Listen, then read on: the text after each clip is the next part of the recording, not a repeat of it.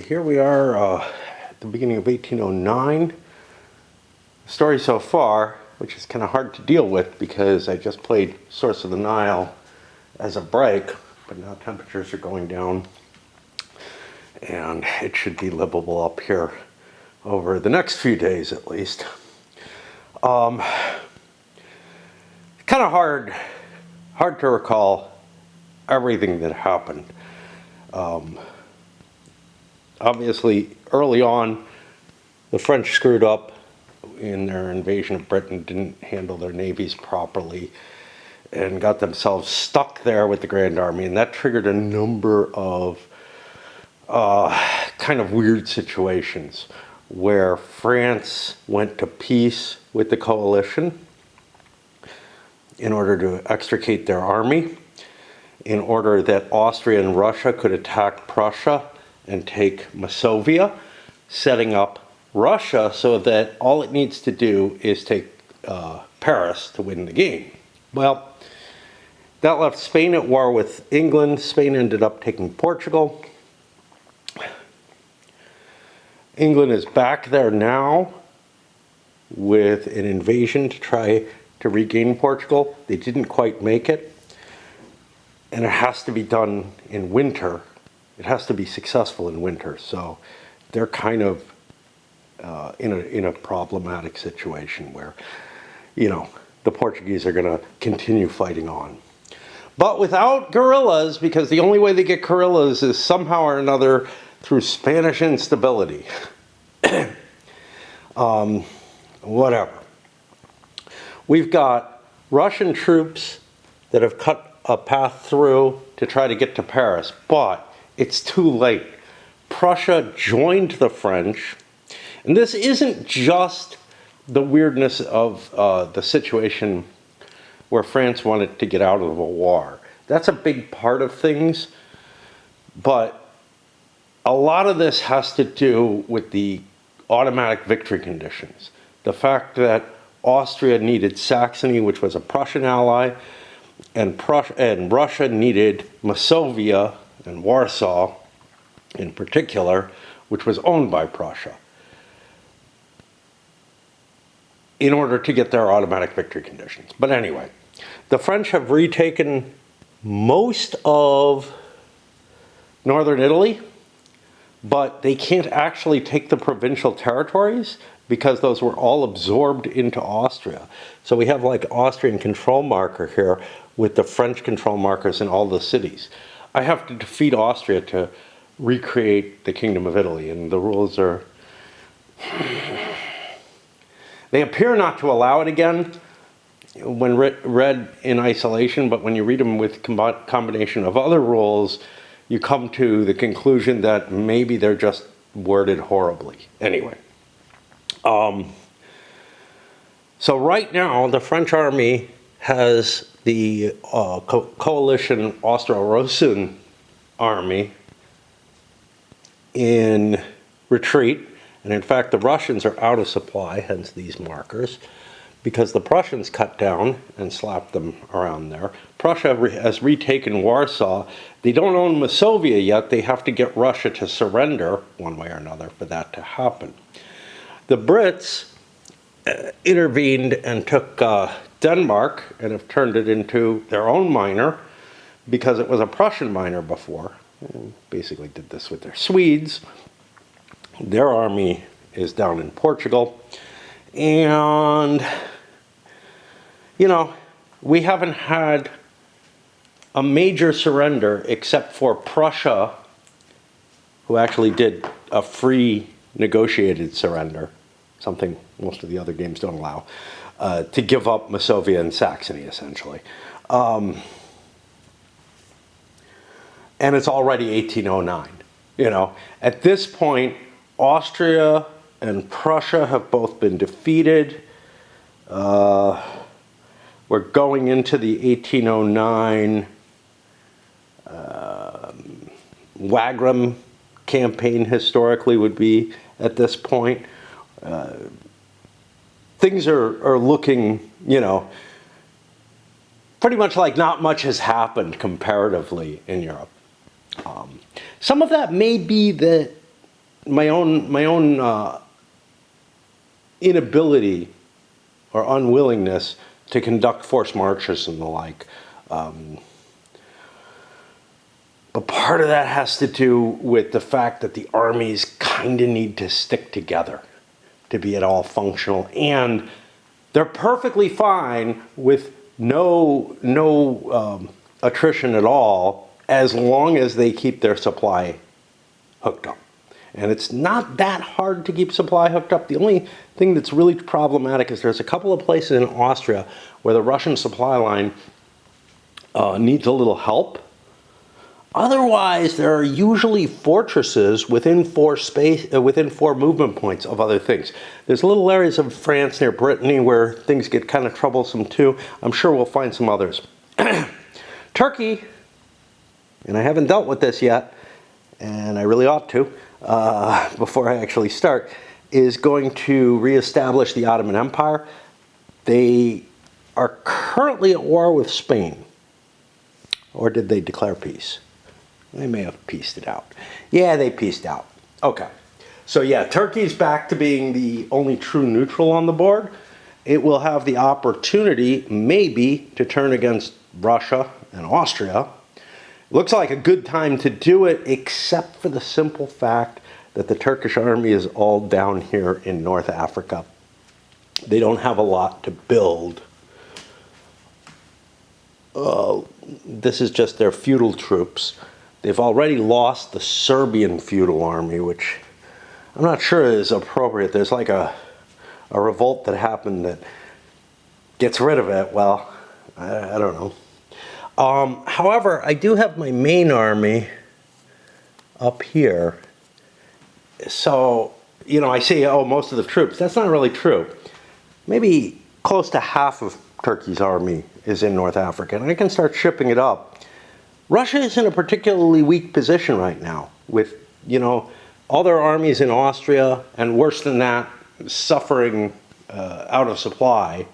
Now, they've already suffered the biggest losses from that, but they're going to want to pull back anyway, so I don't know. Anyway, it is Friday, dancing time, almost here, and I just wanted to get this in before I go out, because I don't know, maybe I know it a little better right now. Maybe it'll be on my mind as I walk to my dance. France doing better. They're actually drawing 4 cards because they control all of North Italy now. Assuming they have Tuscany. I can't fucking tell. Because that means now I have to look in this again. I think Tuscany was theirs to begin with. Yeah.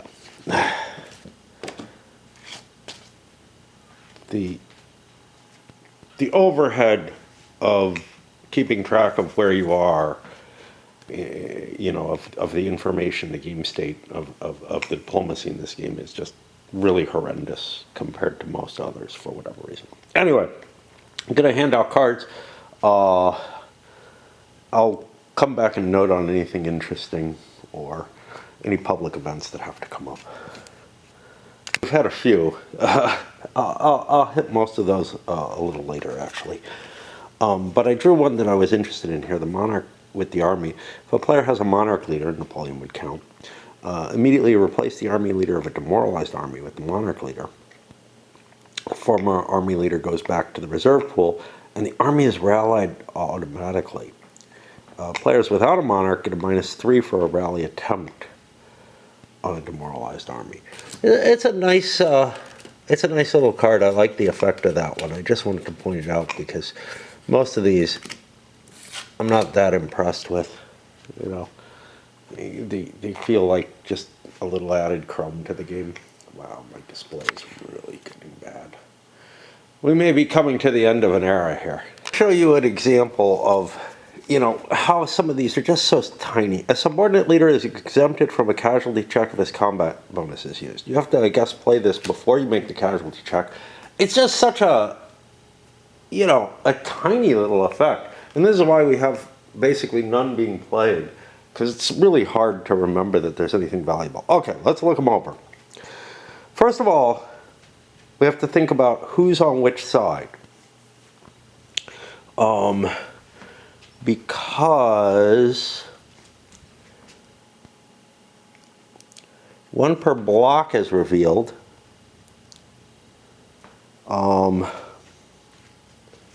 And right now, Turkey is in its own block. Depends on what they mean by block. I think Spain is in its own block.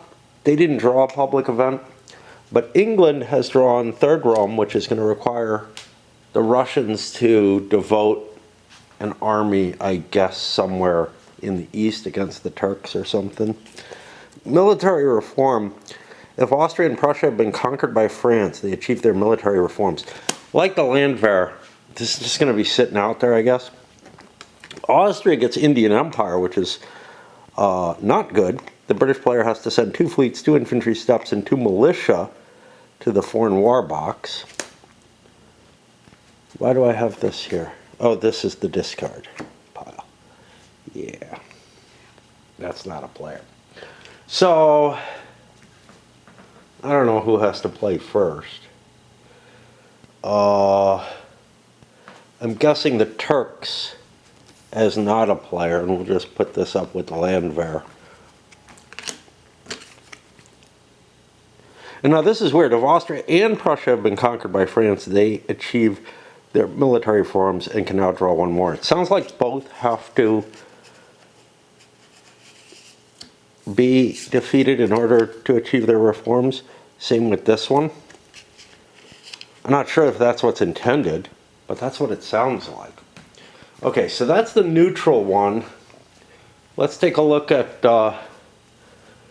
the coalition. We're going to want the Empire, I'm sorry.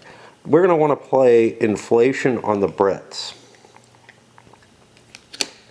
I'm also going to be playing Rothschild. That is not a public event. And Corsairs, the Spanish are going to play. That helps them. The British are going to play Spanish New World Gold. They're going to force Austria out and play the Third Rome. Because we're worried about our own finances and forces and whatnot. It's not good, like being forced to deal with the Indians. We know we're going to have to deal with India anyway. But I don't know. Do we really want to screw Russia over more? Both are going to be screwed. Okay. Now, the way I did those last time was I allowed the economics phase to happen before you had to deploy troops to the foreign wars.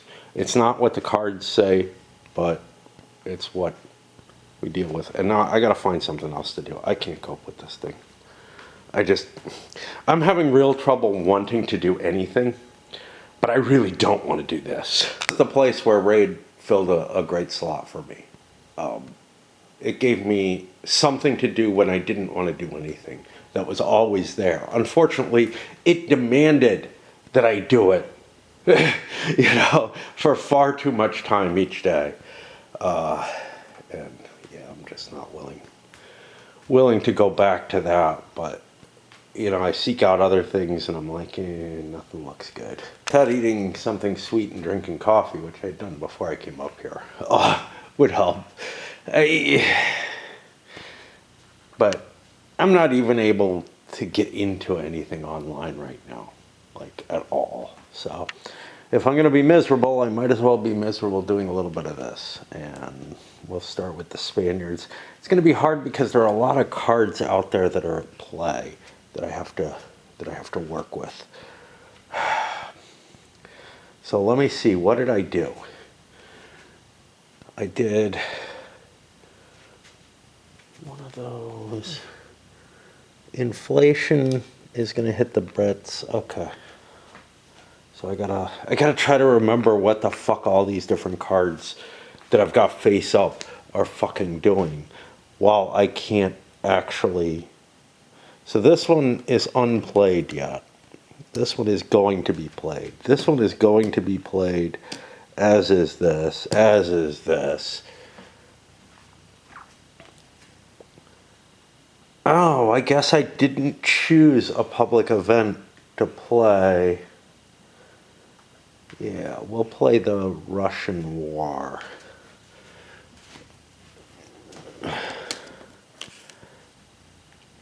Four infantry steps, 2 light cav, 1 Cossack, with 3 leaders. Okay. I mean, this really hoses the Russians off. You know, I think rather than that, we're gonna converse, and we're gonna let the Indian Empire one take effect instead. But I'll have to put that there to remind me that it's being played.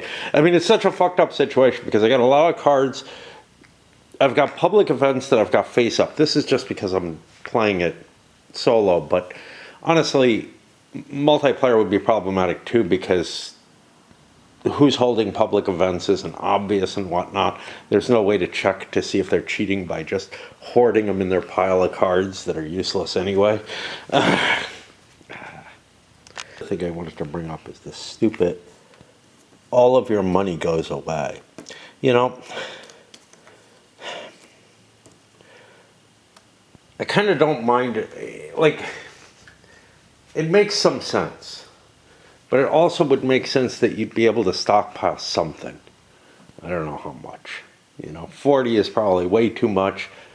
But 12, 20, somewhere in there is probably not an unreasonable amount. Of course, the game doesn't have manpower, so it doesn't... Like, it does have manpower. That's the whole problem. I mean...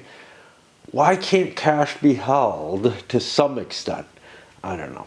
Anyway, I'm going to owe money to build 2 steps of Portuguese units that I probably aren't even worth building. But, alright, whatever. And that means I need to generate Spain's actual money, which involves the Spanish treasure card being played, and fuck. Now, this is an interesting situation. Ottoman Empire is created, doesn't say when. I think, yeah, that is happening in the conquest phase, creation of new states, and then the victory phase. So the Turks actually get a victory point for having the Ottoman Empire. This is their big deal. They need it for automatic victory as well, but it generates victory points each turn. Or each year. That's huge. Well, that is honestly backing up and going to the winter turn that just preceded. But I didn't take care of that little thing during it. The Turks are in kind of a crappy position. They didn't lose anything. They have troops here that they could recover once they get back into Europe. But their manpower, 9 and 3 manpower, their money, $26, they got nothing to spend it on. They have no more navies. They have nothing. Nothing at all. I guess this is it's kind of a weird situation because what it means is, well, they damn well ought to get into a war. And I think they will. They'll go to war with Russia or whatever. In addition to, and for whatever reason, this does not force Turkey to send any troops. They're doing it, I guess, with feudal troops or something out, out of Ankara or something. I have no idea. It doesn't cost them anything to fight this war. It just costs the Russians. It's like, a war with a non-player, an off-map non-player country like India or whatever.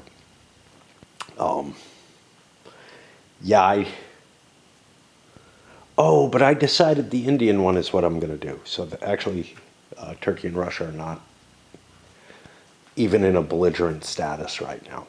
But yeah, there's absolutely nothing I can build for the Turks, which kind of blows. Anyway, that's all I can take at this point. It's fine. I moved the Prussian dice. They were down here, but I moved them back here so that...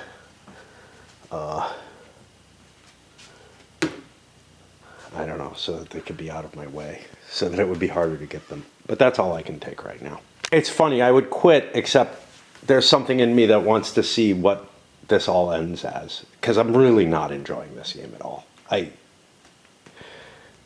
am finding it incredibly cumbersome, and it's giving me less than War and Peace did. Okay, so for Prussia, given that they control Holland now, and the Prince of Orange essentially was operating in the Prussian army, I'm allowing him to come back and be used as a leader. But I also have Blucher, who's getting replaced by the army level Blucher, which is much, much better. The rules don't say to do this. I know it's the same Blucher. Unlike the two possible candidates for Archduke Charles back in the revolutionary scenario, like, which is a really weird situation. And somebody's arguing that it was actually the earlier one is actually his father, but I don't buy it simply because he's too good for the military experience that the guy had. But maybe they're like projecting. I don't know. Oh, I have a Saxon detachment too that I didn't know I had. I have some decent leaders now, but I don't want to put anybody too good in charge of just a detachment or whatever at this point. But I do have to consider replacing and changing things. Like army level Blucher is not as good an advantage. If I take a look at my army level commanders here, Hohenlohe and Brunswick. I don't know. I might get more out of a secondary level, out of a level 2 Blucher, a subordinate Blucher, but this one's immortal essentially as an army commander, so I think I'm going to replace my army command. Problems I have, people get together, you know, it's like midnight right now, and party up at the pavilion at the park behind my place. It doesn't happen most nights, but it's a Saturday night. Sometimes I wander up there just to see what's going on. I don't feel up to it tonight. Like the other countries, you know, I dealt with Turkey, ran out of money, had too much money.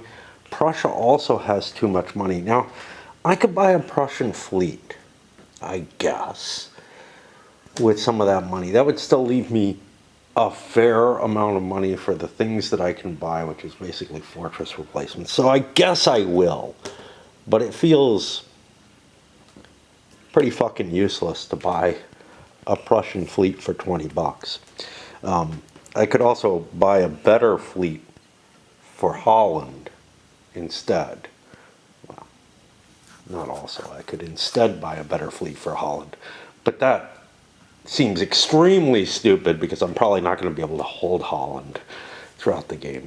If I'm in the same kind of situation next turn, which is really unlikely because the battles are going to start and whatnot, or next year, it would actually make sense to buy the Holland troops, because right now I spent 3 on a detachment. Great, they have $5.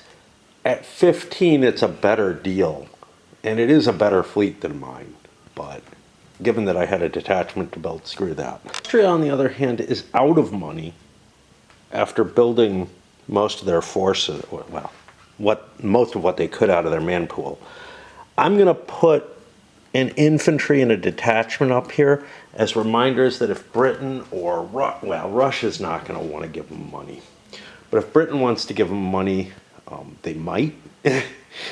Russia's not going to want to give them money because Russia has, I think, a fair amount to rebuild on their own. Looks like it, so they're going to be stretched a little too.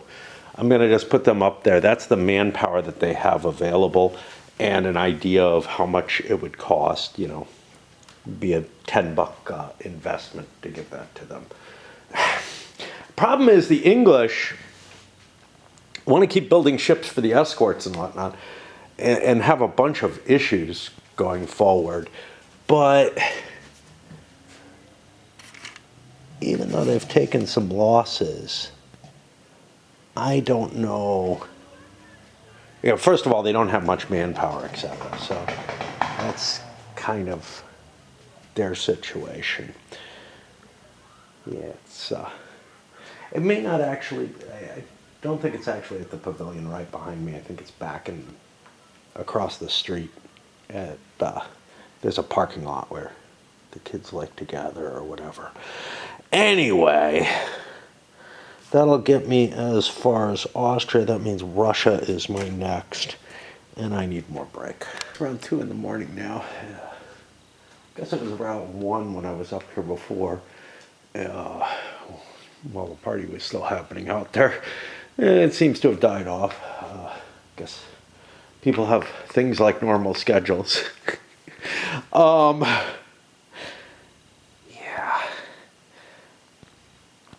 I know why. I'm just finishing off my pot of coffee, and I should know better. I should not drink coffee after I've been drinking the night before, and I forgot about that. It hits me kind of hard, and it ended up giving me a headache and all kind of, I don't know. I just haven't felt right all day anyway. I didn't get a ride home, haven't for the last couple of weeks, and I also had to. There was more dancing than usual, in the sense that when I got there were already DJs playing. Yeah, my body's not happy with me in a lot of different ways. All right, let's get started, I guess, on the Russian income and whatnot. So Russians are in kind of a problematic situation too. They actually don't have a lot of troops that they could rebuild. They had the units they've lost, but they couldn't rebuild any of their armies because all of 3 of their armies are out of supply. So any losses there, they can't recoup. And they could have only gotten 2 steps in each anyway. But, yeah.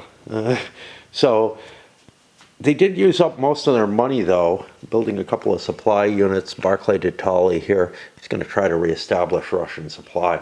But I got a real problem with Prussians entering Russian territory up there, where I really need to be able to deal with them, which probably means Austria is going to be left in the lurch.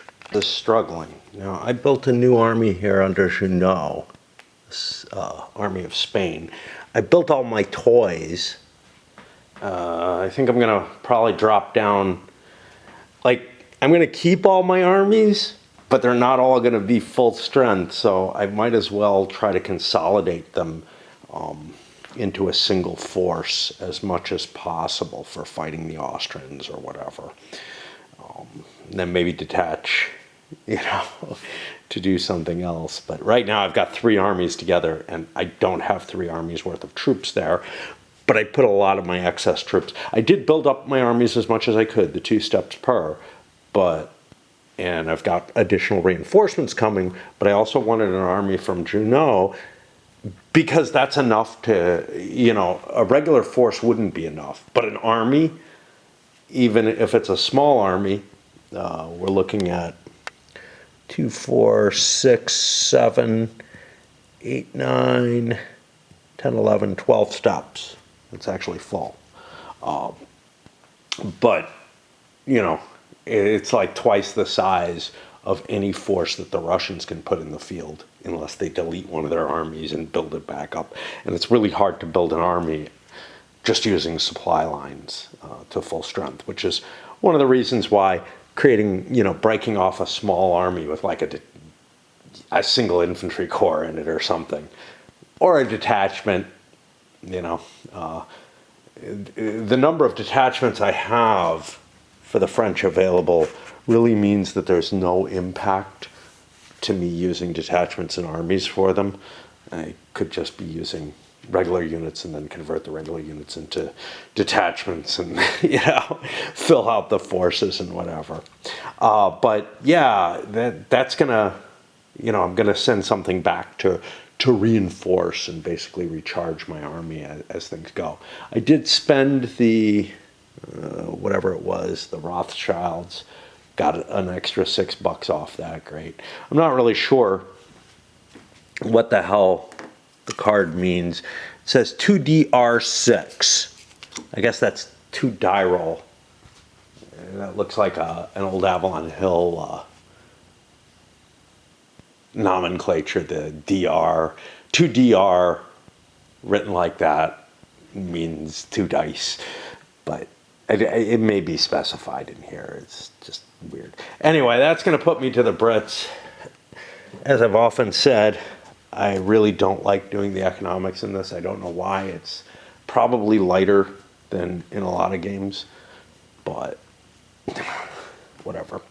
And the only people with enough money to help to help the Austrians are perhaps the Brits, but they may not have all that much. Anyway, I've said that all before. I have to keep repeating myself because I have nothing else to say up here and I like talking. Last time I didn't read the Corsairs as clearly as I attempted to this time.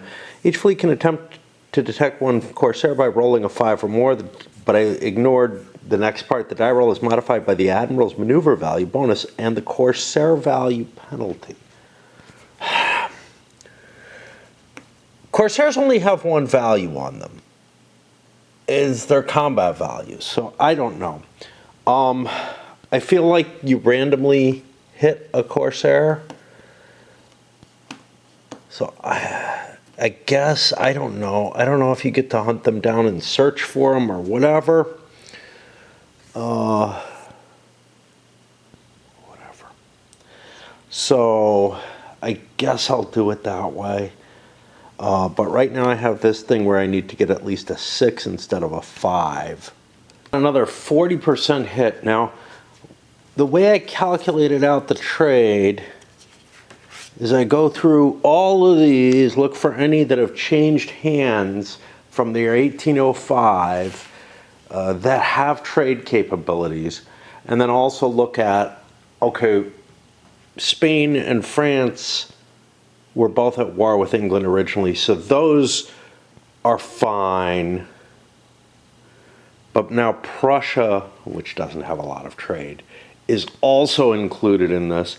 Anyway, I came up with 34 as the baseline, so I got a 40% hit on that.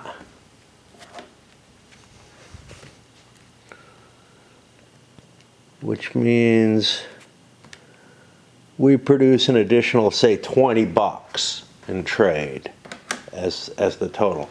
So I've got to remember that. And now I go over and add to that Britain, which has lost things, I think. So I have to go over this list again and see if Britain's lost anything. Actually, I'm not sure that they have, because I think theirs were all minor powers. Things like Portugal. So what was my number 20? So I got my baseline of 48. I don't worry about this. That was already counted in. Plus 20 is 68. And 6 and 2. These two are taken into play too. They got $5 from the Spanish New World gold that the Spanish did not get yet. Or didn't get this turn. But they lose 10 from inflation. So I lose 5 more off of that, dropping me down to 65 total. That includes the $2 I had extra. We'll try to build those Austrian units if we can. And these get slipped under here. And at this point, you know, only a very tiny amount of cards have been put in that deck. There's good reason for some countries to try to put other cards in there. But then there's also a reason, like, the inflation thing. Oh, we forgot this. Indian Empire. We got to pay attention to this too. Okay. Good enough. But there's also possibly a reason for other countries to want to put stuff in here. You know, like some of them, the money-based ones and stuff, look, those can be used either way. So do I want to dilute it with garbage cards or not? Or do I want these good cards just to keep coming up whenever the deck comes? Part of that may involve how big the deck will be increasing this next time. So 1810, we're adding a bunch of cards in 1810. Those are gonna be the top of the deck. And I don't know, we do make it through the deck, which is kind of impressive, but it wouldn't happen if it were a two-player game. Like, it's the fact that there's these other players in the game that are draining the deck. Because each turn I'm drawing 5 additional cards. Which just feels weird, because, like, I don't know. It just does. So much of this is just such garbage. Anyway, let's see what we can build. We built the Austrian units that were unbuilt, and also ended up putting another fleet into play.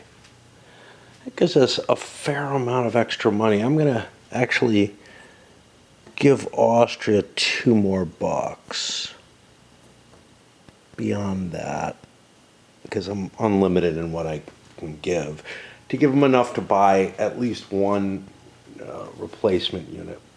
Oh, but fuck, I forgot about this. 2 fleet, 2 infantry steps, and 2 militia. I may have to shift things around. Give me a little bit more money, which I'm giving a buck to Russia and a couple more bucks to Austria as well. Basically, I was buying detachments instead of militia. I'm leaving Britain completely open, but our forces are up here, these escorts, who the hell cares? And I've sent a force off. So I'm actually back a fleet from where I would have been before. And the French have built another fleet, so this is kind of annoying to the Brits. But I don't know. They've got enough under control. The real problem is, well, the Spaniards don't have a lot of fleets and whatnot. I do have an extra fleet here that maybe I can commit somewhere. I don't know. I don't see much chance of the Empire being able to do anything valuable against me, but they might be able to pick off some ships if I'm not careful, and then things get kind of into a spiral against me. England is not very rich right now. With Spain against them, and now Prussia against them as well, with the territories France has taken under the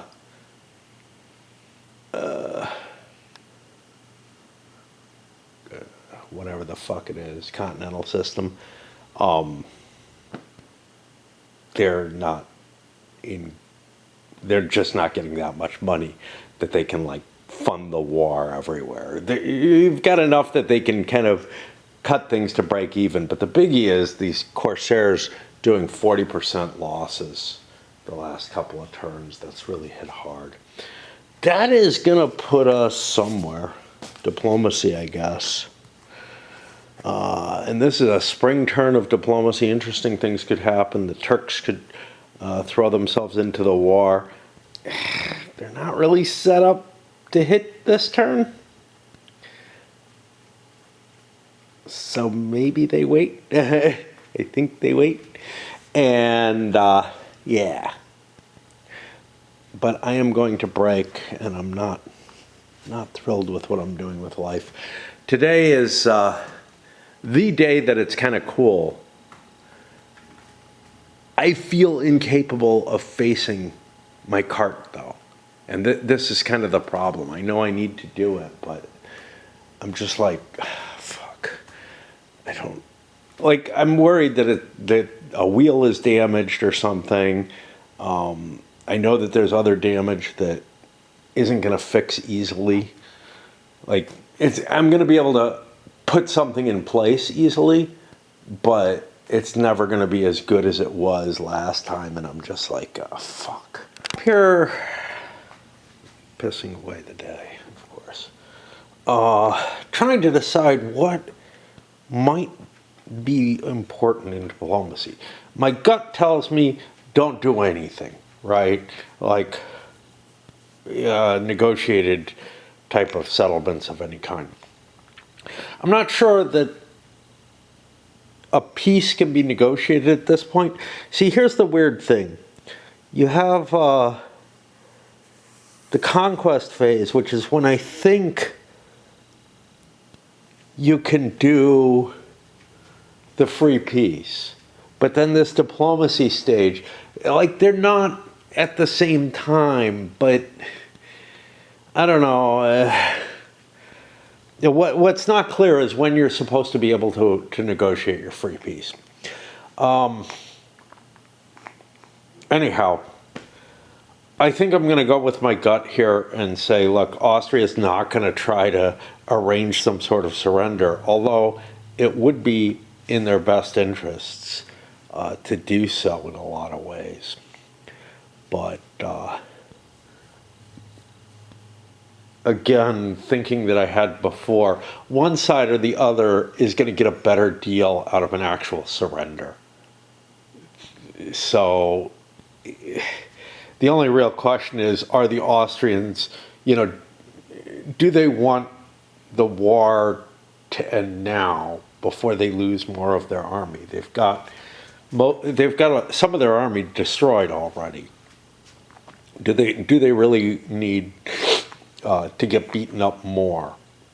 And that's kind of the one piece of leverage that's there. But I feel like it's so against the kind of thinking that I have in this type of game. Anyway, I'm just going to skip ahead to the initiative pool because it's really hard to come up to a decision of, well, see, this is the thing. With EU, with Empires in Arms, with almost every other game, if they have like a rigorous peace process that defines, how you come to peace, they don't have a freely negotiate the same damn thing, right? They might have a white peace where nothing changes hands or whatever, but they don't have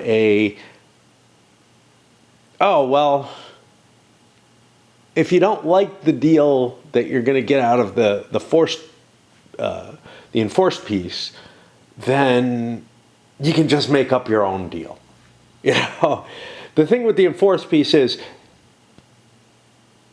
it gives the person who's surrendering an automatic option of what they can expect. And I actually think it works with the two, but it makes things much, much more complicated in the sense that, does Austria have something to gain by surrendering now? And I guess you could argue that they do. That they could cut some sort of deal. Now, of course, Prussia would have to be included in it, and Prussia wouldn't have to be included because the bloc is only France and Prussia, and France breaks ties. So Prussia could be left alone at war with France and with Russia, but they couldn't they can't help enforce that France would get the peace they want. So actually, France can go with a free peace agreement, although I don't think they can do it at this point. I think it has to be in the surrender period. But France could have gone with a free peace agreement with the Austrians and manage to get a better deal than they'll get out of the enforced peace, but also give Austria a better deal than they can get out of it. And so I kind of have to keep things like that in mind. I'm not going to rewind back there. Again, it's not clear when this happens. It appears to happen during the conquest phase in terms of the ordering and the rules, but who the hell knows? Anyway, that's some chatter, and I'm not going to actually play anything. I can't cope with this shit. Well, tomorrow's supposed to be chilly too, so I'm going to hold off on going shopping another day at least. But anyway, I set up the initiative pool. I don't think there's a great need to get another navy into place. The danger, of course, is Amsterdam keeps growing. But I had to send navies out to the Foreign War over there, which is an issue. Doing my, once a year or so look over the cards. I got one I want to play. This one just showed up, actually. The Spanish want to play the Hussars. You might make an argument this would be more valuable in winter, but I need to slow the English down, and they do not have a depot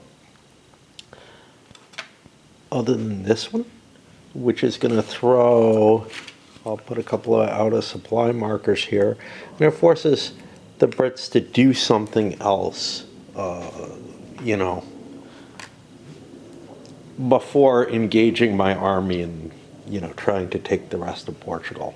I could do some weird stuff in Spain. I looked at everybody else. Nobody else really has any cards that they want to play at this moment. The Prussians have some that if they get involved in a combat, yeah, maybe they will. But it's kind of interesting. Turkey, first of all, has the Great Art of War card. They have Saragossa, which can cause some damage to the English. I mean, maybe, just for shits and giggles.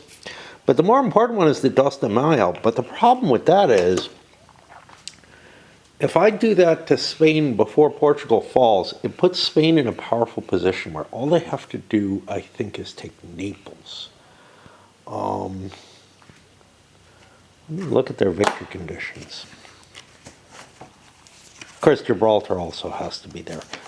But, if Spain had gotten these cards, they could do some really cool shit. But the auto victory for Spain is Lisbon, Gibraltar. I have those. And Bordeaux, Naples, or Rome. Rome might be the easiest of those to take. If I could figure out a way to get to war with Austria without bringing Britain back in, of course. But, I just see no reason Turkey wants to play these out unless Spain has I got a really good card for you if you got a really good card for me type of deal. But that doesn't exist right now. So I've gone over everything, and I guess I move on to drawing the first chit, which I suppose I will enact whatever that first chit is. I don't want to, by the way, but it's an Empire land after drawing a couple coalition lands which can't be used, and a winter quarters which can't be the first chit. So, yay. Again, I really don't want to do this, but I'm not going to get through the game if I don't play. Things up by splitting Napoleon's army. The majority of it went after Kutuzov, but he managed to withdraw successfully, which managed to get into terrain hard enough I can't get to.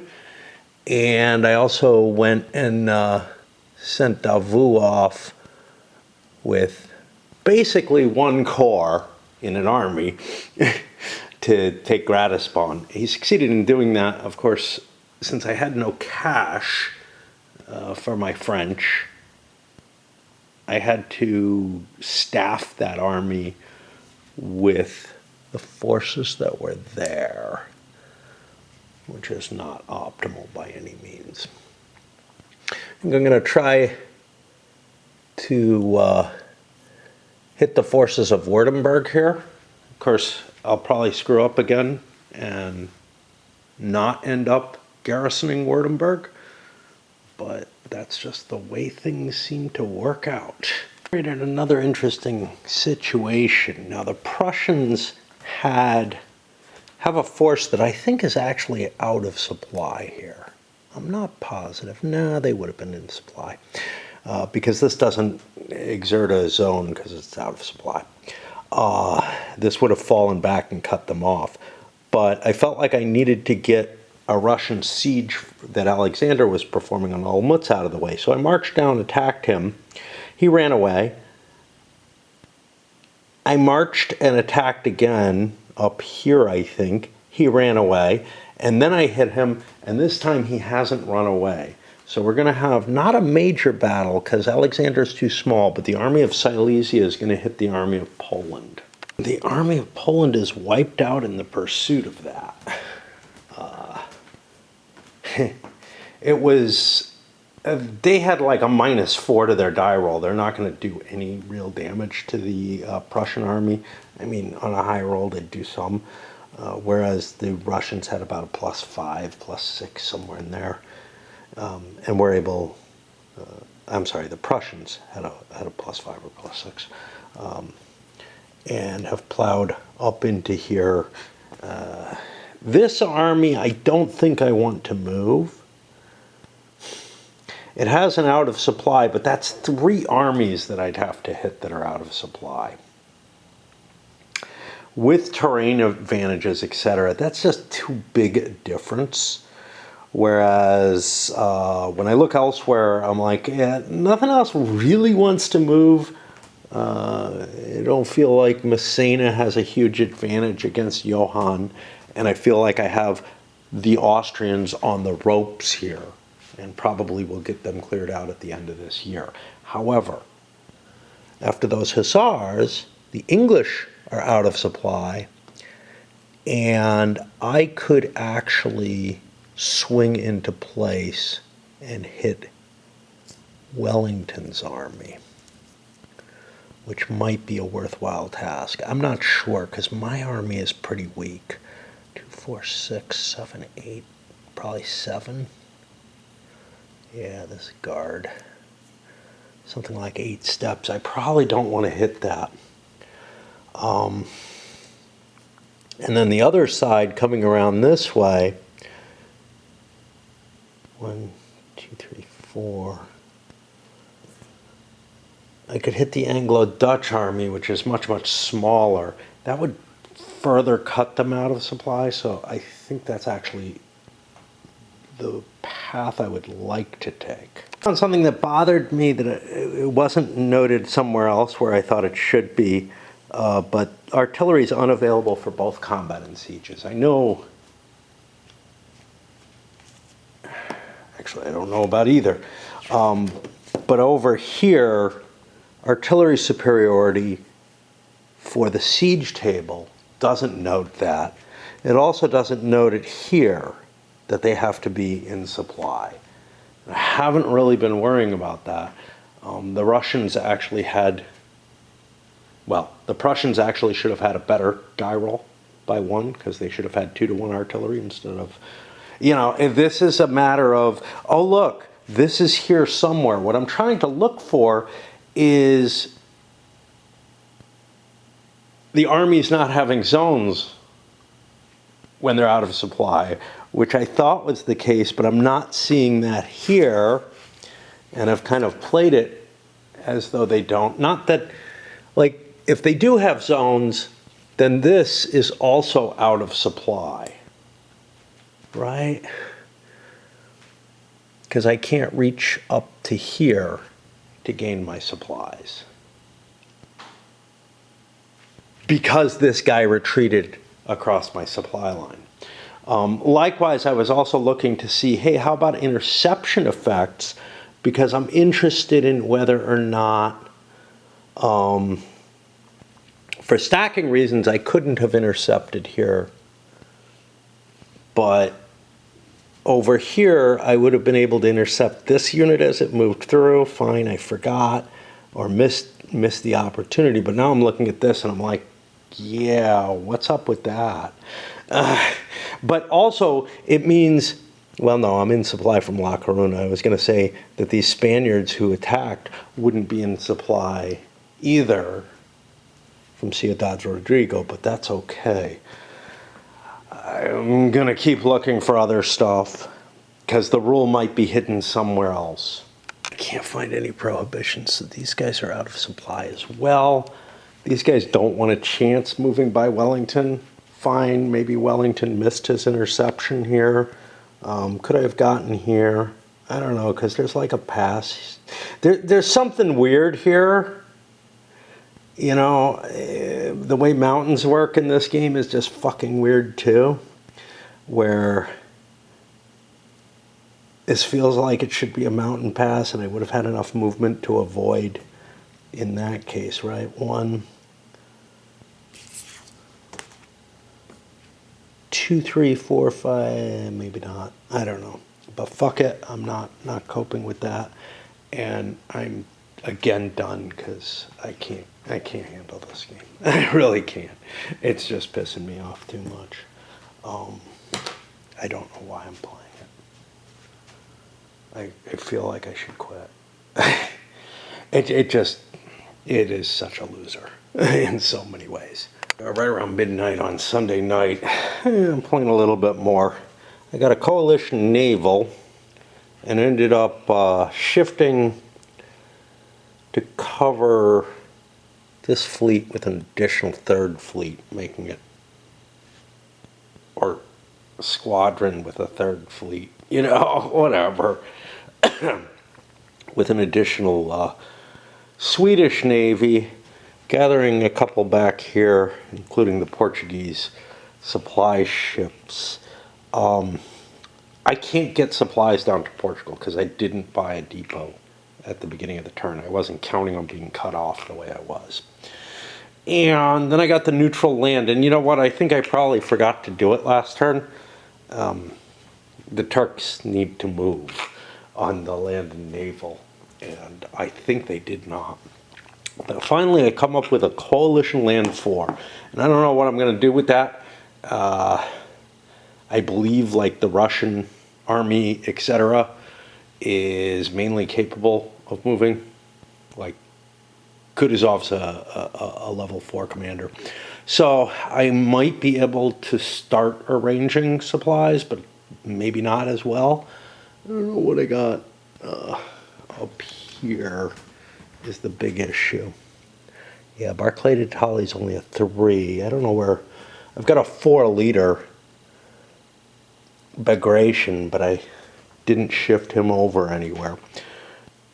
And that's fine. It's just I got the 4 command number, which means I probably can't really afford to do anything. I got the big coalition 1 in play, which, you know, would allow me to say move this out of there, and I actually have room for him. Let me get 1, 2, 3, 4, 5, 6, 7, 8. Let me get additional troops here just for the sake of it. Because it's just a detachment, so it's okay.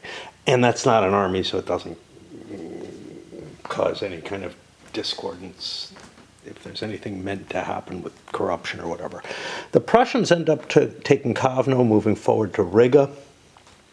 They don't have a lot of force here. They used money for that.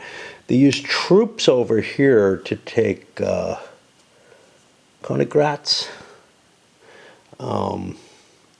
But the main forces I don't want to move. So things that have already activated, like normal, I don't want to actually move. And this Prussian force is out of supply.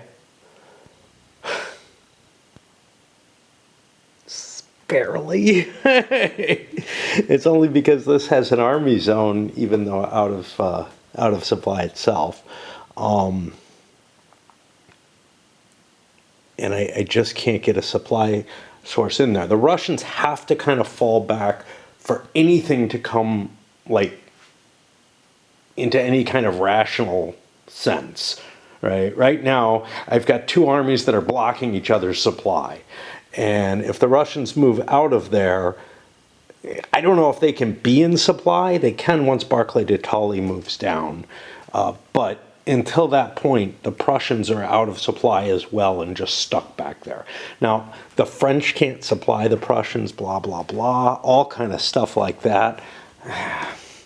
Maybe I could move a detachment over to join the French army, but that would definitely violate the no detachments advantage, right? Or disadvantage. All right. Anyway, even though I got the big Empire 1, there wasn't a lot to do. Coming on 4 p.m., not a time that I like to go shopping. Today is the last cool day, though. Tomorrow it's going to get into the high 80s, which means if I go early in the day, it won't be bad, and I'm trying to convince myself of that. I did the bad thing that I tend to do to myself, and I may do this again, which is I stayed up all fucking night so that I couldn't go shopping, essentially. Like, I let myself have a temporary addiction, which of course wiped out any chance of playing or whatever. I could go now. It's like 4 p.m. I have 5 hours of daylight left, right? It's not that's driving me. Honestly, it's more a force of habit thing and not wanting to deal with it being, kind of busy traffic and whatnot. There's not really a great reason for me not to do it, but oh boy, do I not want to go shopping. It really has to do with the cart. It really has to. Ever since the cart, a bar snapped on the cart, I'm like, and I damaged myself. But, and I'm still hurting from that, like a month ago or whatever. But I keep reopening those injuries by dancing. But yeah, I'm like really, really disinclined to go. And again, I got food in the house. I got a grocery store 25-minute walk away that I can go to. It's not like it's going to starve me to death, except that there's something in me that says, it's just time to say fuck it and stop buying food, and just, all right, let's get to the chit that I just drew, because I'm kind of in the mood to play, maybe because that'll get me to avoid shopping. I got a Coalition 2, and it was kind of complex. First of all, a lot of out of supply stuff moved. So Wellington gathered the entire the two armies in Lisbon. This is not how armies are generally supposed to work. Like, I feel like there should be more of a penalty for the army groups things. And if you had to regroup them each time and pay 2 extra movement points, that would make them so slow. I'm beginning to think that that's the way it should be done. I may look at the rules and see. These guys were the out of supply Russians up here in Brunn, in the mountains above Brunn. They marched in and besieged Krakow without artillery, even though the artillery doesn't say it has to be in supply and the armies do in the chart, in the rules. I found where artillery has to be in supply, which makes perfect sense. These guys moved forward, successfully sieged Krakow. That's an important step. They're not in supply yet, but it's an important step because Barclay de Tolly could move down and get them in supply at any point he wanted to. Why didn't I do it here? That's a good question. I have 2 more land chits that I can move him on, and I kind of don't want... I kind of want to watch more evolve before I move that. Meanwhile, Charles and John got together here. Now, neither one was out of supply because picking up Krakow wouldn't have put Charles in supply. Because Charles is in the fucking mountains, which ruined him. So I got to do a check for the mountain. That's the horrible thing. Him being in the mountains was the horrible thing. Because that's a bad place to go, but where it was just managed to cause all these issues. But I do have to roll a supply check for Charles because he would not have been in supply. A single step lost from that. Again, I'm feeling activated enough. I'm going to keep going for a while. Mainly I'm drained of like my desire to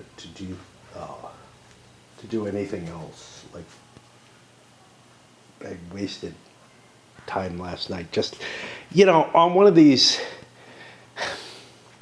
stupid, I think built on Unity or something like that, RPGs.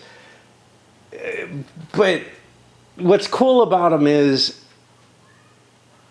in 8 or 10 hours, the amount of time that I would take to play, on raid on a hefty day, or on a reasonable day, a regular day, I was able to get through it. And now I'm fatigued and don't really feel like doing another thing like that, right? It was okay.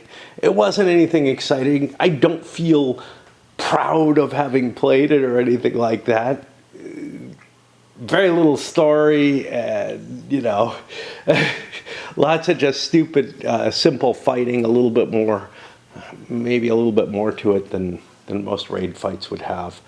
Probably about the same. It's just in raid, what becomes grind was automatable, and in this it's not. So whatever.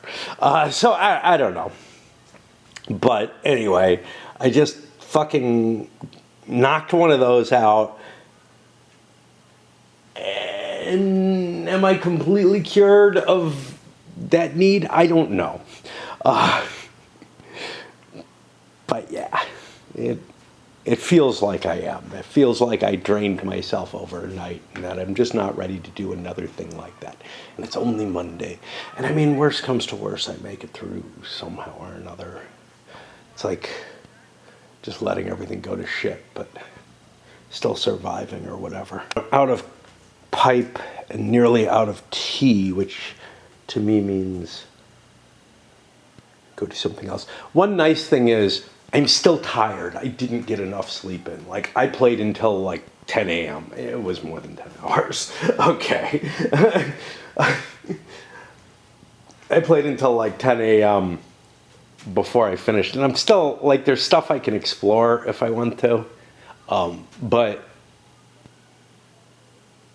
so I got like 5.5 hours sleep after too long a waking period, which means I probably will sleep tonight. Nice, yeah. By the way, getting back to Charles, he lost one step. I was able to, I blew a supply wagon to give myself a better modifier. It's kind of a big one. First of all, I screwed up, no big shock, but we'll get to that in a moment. The Spanish consolidated their forces up here, close to each other, not with. My screw up was I started moving some Russians to Orléans. Now they could have done that last activation, so fine. But what it meant was it unleashed Junot to come down with his army of Spain and captured the Russians who did that. And now he's moving forward to take over, the other holdings that the Russians have. This is not a huge deal. As soon as the commitment to build an army in Paris happened, it's pretty much a foregone conclusion. And if Russia's not going to win the game by holding Paris, this little expedition doesn't really mean much. What else? I'm just looking to see if there some French reinforcements moved up, but I guess the biggie is I used Brunswick here to attack and take Vienna.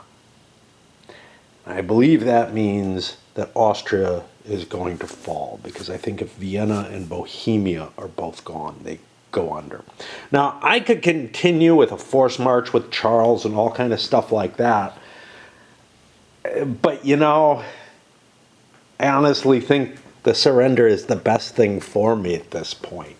Like, the enforced surrender is kind of why I'm still in the war, as opposed to, otherwise maybe I come to some kind of negotiated peace with France, but I think I give less away with the negotiated surrender. And Russia's almost a basket case itself. Sure, I've got a couple of armies here that I can try to extricate, but they've taken some losses. They're not looking so big anymore. and there's Prussians coming through here. I don't think. Plus, the coalition knows that Russia is going to be entering into an external war, a foreign war against Turkey. And Turkey is moving their forces up. So Russia looks like it's in a really, really precarious position. Yeah. Still got a fair amount of chits left, but I don't know. I'm having a hard time. Even though I kind of enjoyed this little bit and enjoyed playing, I keep having trouble just staying up here even when I am having an okay time, as opposed to like with Source of the Nile, where I felt really a compulsion. At times with this, I felt a compulsion to play. These longer games, it's hard unless, like, the compulsion has to drive really deep, and this game just does not do it. Not to mention something. A friend of mine, the guy who came up and visited actually, is his local game store had like has a cutting stock, getting rid of stock. They decided to cut all their Decision Games stuff, and like everything is on ridiculous sale there.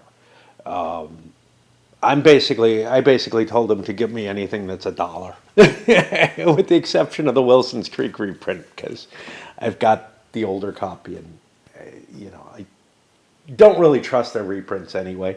I'm sure I'm getting some reprints in there in some of the folios and stuff, but what they didn't have was what I really wanted, which is the Totaler Krieg Ultimate Edition.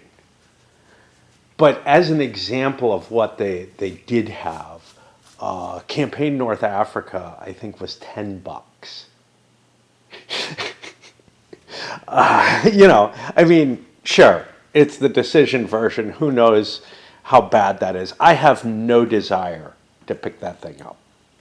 Somebody, my buddy can probably, I'm sure he's buying a copy of it. But I'm just like, because he bought copies of things for trade lists to exchange and this, that, and the other. And yeah, I mean, it's a fucking deal. I'm looking at like 30 games at $1 each plus shipping.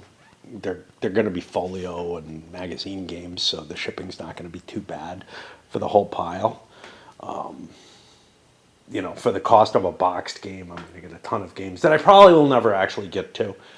But hey, I know at least one of my viewers mentioned that I really should look at some of the newer Decision Game stuff, that it's not as bad as it used to be, especially the magazine stuff. Most of it's the folios, though.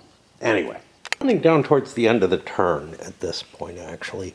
We got an Empire naval and a neutral naval. The Turks brought their fleet into play here. Empire didn't do anything. But we got 2 winter quarters in play, and we got a coalition land, which caused a few interesting little things.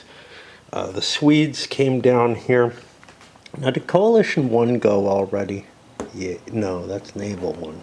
So Coalition 1 is still in the cup. That would move these forward if they, perhaps. And we moved Barclay de Tolly, his supply trains down to here, but he himself moved into place. So he's part of this army now. He can march to the sound of guns or whatever if need be. This is a double army. It's bigger than what the Prussians have facing him at this point. So he's got sort of the local supremacy because of that, and I can't do this with one hand.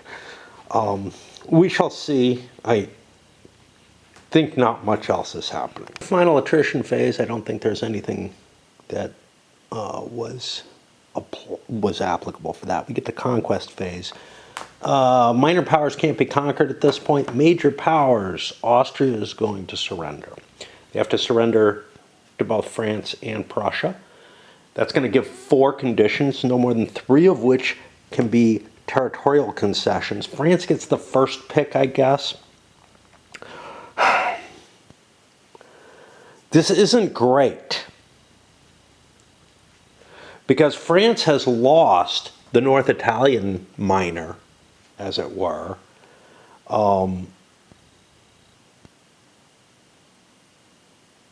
they kind of want to reconstitute it. And Lombardy and Venice together is probably the best combination, cutting Romagna and the papacy and whatnot off down here as Austrian controlled. That's probably the most appealing two for the French. Now, they can only pick one at a time, though. Alternatively, they could establish continental system. The rules are so confused as to what that even means, right? Taking away Austria's 2 points of trade is not terribly valuable. So unless it establishes the continental system and lets the French start getting the money for it, which I don't think it can, I would say no, you know. But I don't know what the continental system is. Right now we've got Spain, Prussia, and France at war with Britain. If we're looking at, you know, every port has to be knocked out, as the Banania rules claim, between St. Petersburg and somewhere. I don't know where that is. I have the feeling that it may be this. But it may also be something requiring Turkey to be part of it as well. That feels too extreme. You know, to me, it's like, yeah, if France and Prussia and Spain are out of it, are out of their you know, out of British trade, is that enough? I don't know. You know, again, what determines establishment? But if, on the other hand, making Austria part of the continental system is simply sufficient in and of itself, because it's an enforced continental system, then gosh, you know, I don't know. I feel like using reason, this one port or these two ports, you know, probably aren't enough. Probably not. But if we look at Russia, they're not that big either. Russia, we're looking at some 4 or 5 points of trade, which is not really that significant either. I feel like there should be some numerical amount of trade that if the British can achieve, the continental system is not impacting them. And if they can't, for whatever reasons, the French should maybe get it. But then again, Spain isn't allied with France. So they're probably not actually part of the continental system in the same way, even if they're not trading with the English. It all just becomes this muddled mess in my head. But I feel like no matter what, if I take Venice and Lombardy, then that Trieste is not enough, right? Alternatively, you know what? If Turkey, with its huge amount of trade in North Africa and everything, were at war with England, that would probably, that's a bigger amount than like Russia is, you know? And this is the whole thing. It's like, yeah, how much of the world is there?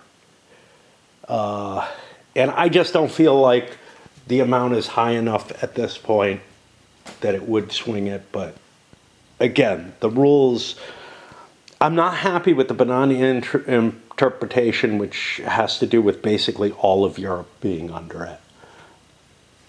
And maybe Turkey as well, but not North Africa. It doesn't make sense. It's like, look, Britain, it should be a numerical amount that if Britain has that much trade, they evade the problem. And it should just be that simple. Anyway, so we're going to ignore that as an option. What would the Prussians want. Territorially, they're not really concerned about grabbing anything, but they would be able to take a province from Austria. That might be potent. They can't take Bohemia, but they could take Galicia. Bohemia's got a star. Galicia will not. They could take Galicia. That would be perhaps useful. That gets me this supply source. That gets me a supply source down here, which is incredibly powerful to me. I could take Moravia, which gets me a valuable supply source, but is not as impressive. What would the fourth pick by Prussia be if that's the case? Because they can't take a second land pick.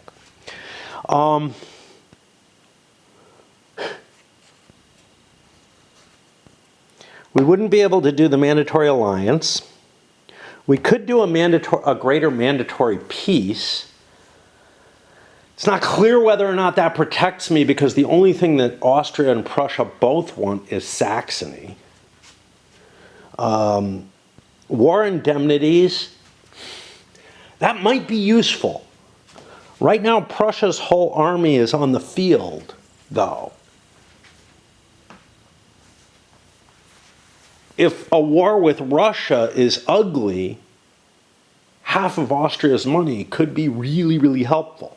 On the other hand, stealing half of Austria's money is not good in our long-term prospects, which involve us having to beat France.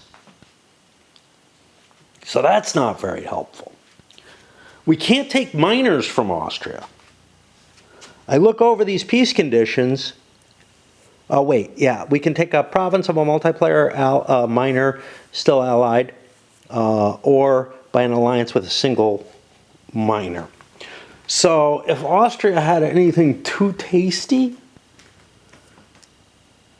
but Württemberg is not too tasty.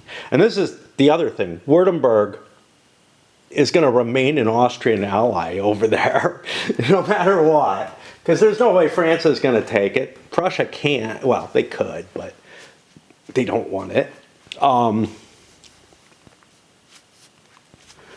Other options, military aid. That's almost nothing. It's an infantry corps, a cav corps, and a supply unit with a leader able to command it.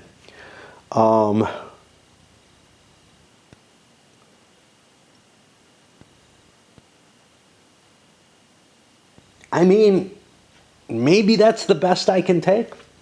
So I think that's what we're looking at. We're looking at East Galicia and military aid, and the French are going to take Venice and Lombardy and establish the Kingdom of Italy. Now, when do we establish the Kingdom of Italy? Only in the winter. So right now, Lombardy and Venice would go over as conquered territories for France, which is worth a decent amount of points. So I think that's what the peace ends up being. That peace, we roll how long it is. It'll be 10 turns, which means it will expire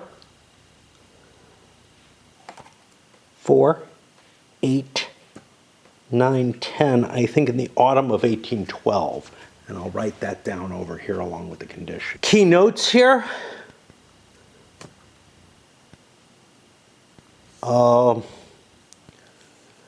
If there are Russians in there, they must immediately leave the territory. They don't have to leave East Galicia, where the Russians are heavily occupying. And I don't think there's anywhere else where there are allies within Austrian aligned areas. It can be declared war to again before, I guess, the mandatory peace And if that happens, bad things happen. But France doesn't want to necessarily go to war with Austria again. Although this is an incredibly long mandatory peace. Technically, I don't know what to do with the Austria counter. I could put it as under Austria. I'm going to put it over here in 1812 as a reminder of how far away it is. Wow, that's not right. It's going to be 1811, right? 4, 8, yeah, 1811.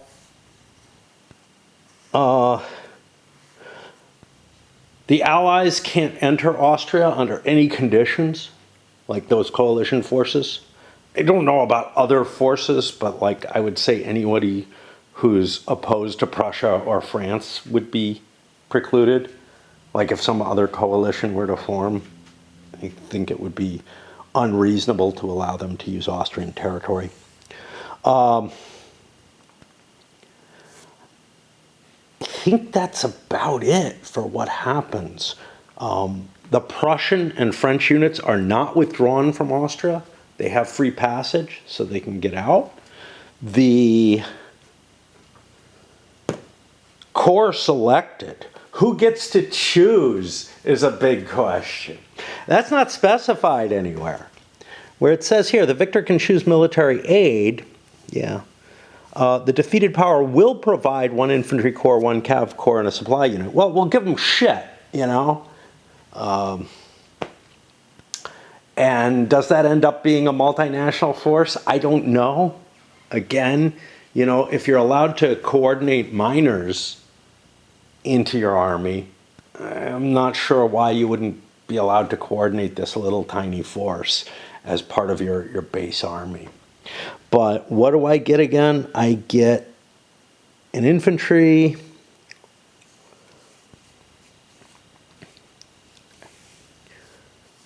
a cav, and a supply unit. The entire Austrian army was pretty much together. I sent it out there. It doesn't specify the leader has to be one who's deployed to one of the armies, so I gave him a shitty leader, Württemberg, who can command it all. And yep, there we go. It feels really shitty, but yeah. I think that's it. I think that's all we have here. For conquest, that's not going to cause an automatic victory or anything like that. So this will shift forward. We'll put a couple dice here to remind me, and I'm going to load this up because I did a lot of babbling and garbage on this. So this is the spring 1809 or whatever.